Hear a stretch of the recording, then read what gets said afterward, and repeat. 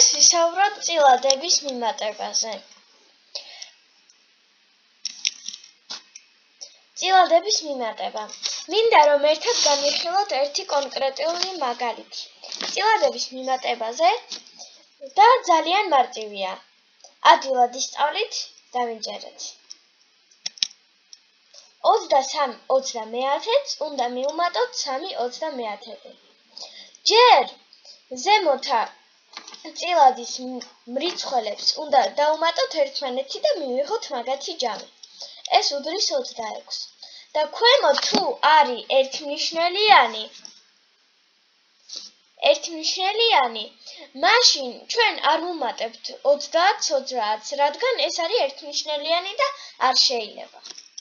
და გამოდის პასუხი 26/30. ეხლა განვიხილავთ თუ გვექნება არაერთმნიშნელიანი მაგალითი.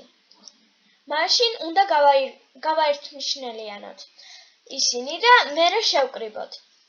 ეხლა გაჩვენებთ როგორ ხდება გაერთმნიშნელიანება. აი გვაქვს მაგალითი გამოგვიჩნდა, რომ 5/6-ს უნდა მივუმატოთ 1/4.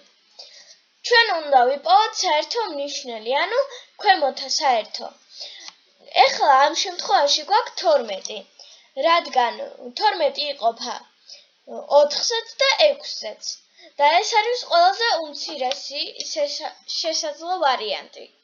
იქნება კიდევ ბევრი, მაგრამ ჩვენ ვირჩევთ უმცირესს. ეს გამოდის უნდა გავამრავლოთ 6 2-ზე და ასევე მრავლდება ერთად მრიცხველიც მაგასთან ერთად. ესე იგი გამოდის 10/12-ს. 10/12-ს უნდა დავუმატოთ 3/12, რადგან 4-ს ვამრავლებთ 3-ზეც და ელემენტარულად უკვე მრავლდება 1-3-ზეც. და ეს გამოდის 13/12. 13-ში 12 არის ერთხელ, ეტევა ერთხელ და ამიტომ 13-12-ს რო ვაკლებთ, გამოდის 1/1/12. სულ ეს იყო ჩვენი ახსნა.